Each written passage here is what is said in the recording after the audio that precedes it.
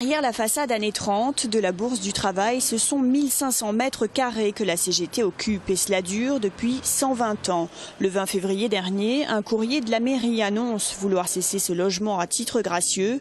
Ici, dans un premier temps, on croit à un canular. La lettre stipule qu'il faut s'acquitter d'un loyer au prix du marché ou partir avant le 30 juin. La CGT ne peut pas se permettre de payer un loyer au prix du marché, comme ils disent. Et en plus, on ne sait pas à quoi ça correspondrait. C'est clairement un parti pris politique de mettre la CGT dehors. D'ailleurs, s'il s'agissait simplement d'une question financière, la lettre serait tournée différemment et même la procédure, la mairie aurait pris contact avec la CGT pour lui dire voilà, il faut trouver un arrangement.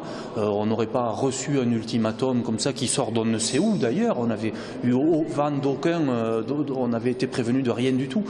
C'est clairement une volonté politique de s'en prendre aux salariés dans Toulouse. Pour Jean-Pierre et ses presque 50 ans de militantisme, aujourd'hui secrétaire de l'Institut d'Histoire et d'une masse d'archives, la pilule est dure à avaler. D'abord une attaque contre la CGT et le mouvement syndical qui est inadmissible. La Bourse du Travail a été construite spécialement pour la CGT dans les années 1890. Exactement en 1892. Elle a été dédiée à la CGT à cette époque-là par le maire de l'époque, M. Ornac, avec un discours qui ne peut plus clair. Elle a été inaugurée en présence de Jean Jaurès. Ça veut dire que c'est un bâtiment dont l'histoire est étroitement liée à la CGT et à la ville de Toulouse. La mairie, de son côté, rappelle qu'elle assume seule, depuis 2010, l'hébergement des organisations syndicales. La région et le département ne participant plus et que même face à une histoire gravée dans la pierre, c'est une logique comptable qui l'emporte.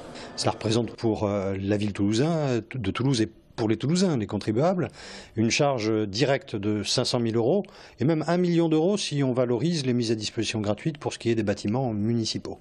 Dans une période où l'État baisse les dotations de plus de 12 millions cette année et du même montant pendant 3 ans, nous devons nécessairement faire des économies et il nous a semblé logique de mettre un terme à ces mises à disposition gratuites. La mairie exclut toute perspective de spéculation immobilière concernant le bâtiment.